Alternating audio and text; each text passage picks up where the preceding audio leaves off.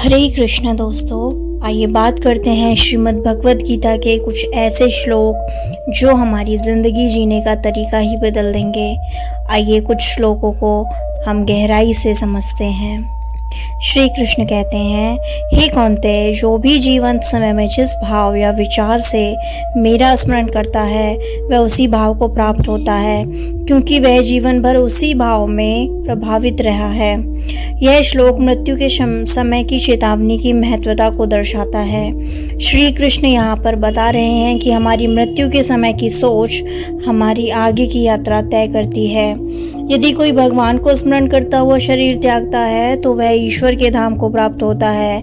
इसीलिए श्री कृष्ण हमें प्रेरणा देते हैं कि जीवन भर शुभ विचारों का अभ्यास करो, ताकि अंत समय में भी वही याद रहें। हमें यह संदेश मिलता है, जैसी भावना होगी अंत समय में वैसा ही होगा हमारा अगला जन्म। जो भक्त केवल मेरी ही भावना में लीन रहते हैं और अनन्य भाव से मेरी उपासना करते हैं, उनके लिए मैं स्वयं उनके योग का भार उठाता हूँ। इस श्लोक में श्री कृष्ण एक बहुत ही महत्वपूर्ण वादा करते हैं। जो व्यक्ति पूर्ण समर्पण और विश्वास के साथ केवल भगवान की भक्ति करता है, उसकी सारी ज़रूरतों का ध्यान भगवान स्वयं रखते हैं। हमें चिंता नहीं करनी चाहिए, बस भक्ति में लगे रहना चाहिए। शेष सब ईश्वर संभाल लेंगे।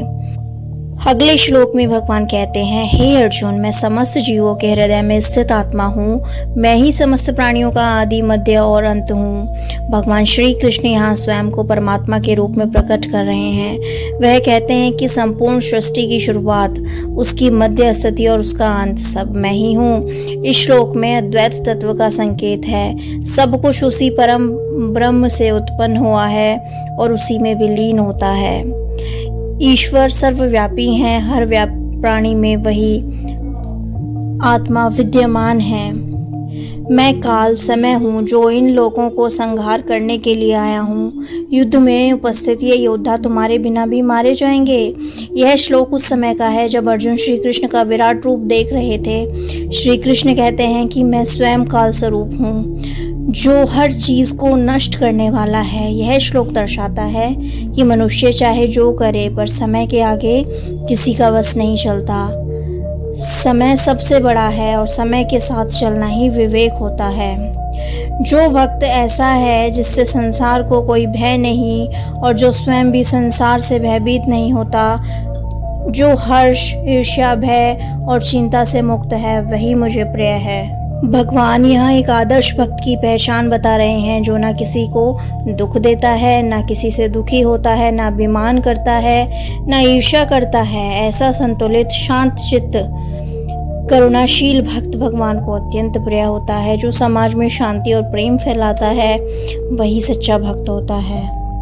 जो व्यक्ति मृत्यु के समय ओम एकाकार ब्रह्म का उच्चारण करता हुआ मुझे स्मरण करता है, वह देह का त्याग करके परम गति को प्राप्त होता है। यह श्लोक बताता है कि ओम केवल एक ध्वनि नहीं है, बल्कि ब्रह्म अर्थात परमात्मा का प्रतीक है। जो व्यक्ति मृत्यु के समय इस पवित्र ध्वनि के साथ भगवान का स्मरण करता है, वह इस संसार के बंधनों से मुक्त होकर मोक्ष को प्राप्त करता है।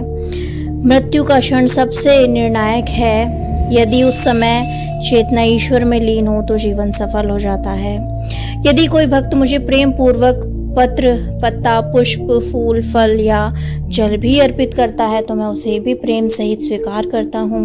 भगवान यहाँ स्पष्ट कर रहे हैं कि भक्ति में वस्तु की महत्वता नहीं है, अर्थात भाव की महत्वता होती है। चाहे वह एक फूल ही क्यों ना हो, अगर प्रेम से अर्पित किया जाए तो भगवान को प्रिय लगता है। भगवान को धन, वैभव नहीं, सच्चा प्रेम और श्रद्धा चाहिए।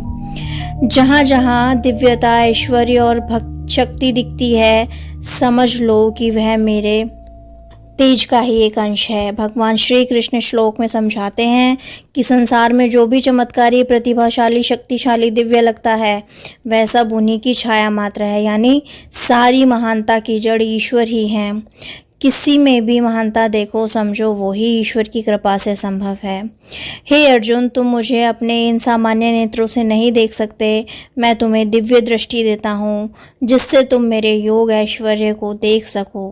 भगवान श्री कृष्ण जब अर्जुन को अपना विराट रूप दिखाने जा रहे थे, तब उन्होंने यह कहा कि तुम अपनी इन सामान्य आँखों से मुझे देख ही नहीं सकते, केवल दिव्य दृष्टि या अंतःकरण की शुद्धि से ही मुझे देखा जा सकता है। ईश्वर का अनुभव करने के लिए हमें अपने भीतर से पवित्रता और एकाग्र होना पड़ता है। जो लोग इस अमृतमय धर्म को श्रद्धा से अनुसरण करते हैं और मेरी परम भक्ति में लीन रहते हैं, वे मुझे अत्यंत प्रिय हैं। भगवान श्री कृष्ण अध्याय 12 के अंत में यह कहते हैं कि जो नियम, त्याग, प्रेम, क्षमा, समत्व व अहिंसा आदि जैसे गुणों को अपनाकर सच्ची श्रद्धा से भगवान का स्मरण करते हैं, वे ही सच्चे भक्त हैं और भगवान को अत्यंत प्रिय हैं। भक्ति केवल पूजा नहीं, जीवन की पवित्रता का एक अभ्यास होता है।